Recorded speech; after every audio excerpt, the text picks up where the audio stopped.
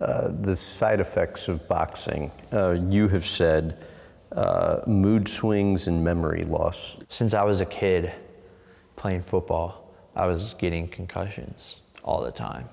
You know, hard hits, helmet to helmet. It's a part of the sport, and boxing is no different, you know?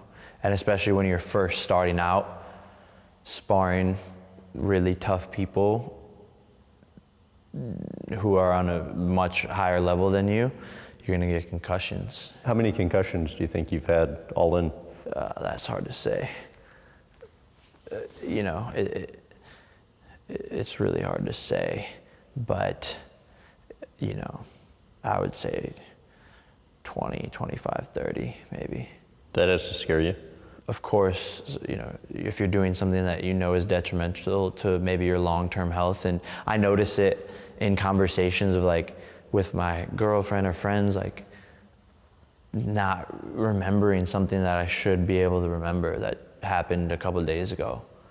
Sometimes in my speech, where like there's like every 100th or 200th word, I'll mess up or like slur, which I didn't do that before. But I've talked to, you know, tons and tons of people about it, and you know, there's new research and science to be able to sort of combat against it. Things like psychedelics, toad, which is like 5-MeO-DMT.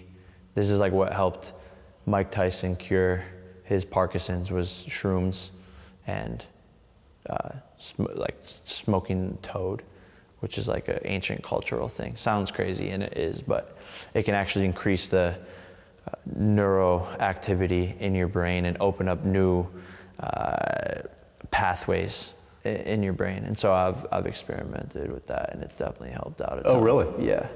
And talk about when you got your brain scanned.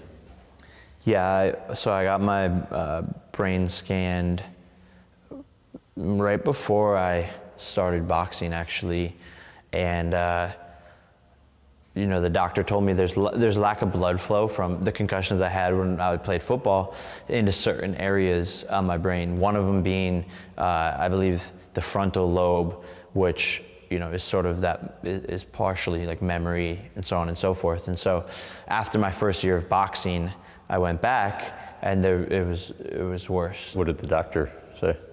I mean, you know, their advice is don't do that sport, right? I mean, that's all they can advise as a doctor. I think before it was affecting me a lot more at a rapid pace because I never took it easy. I was always thrown in there with people who were way, way better than me until I started to slowly get to their level.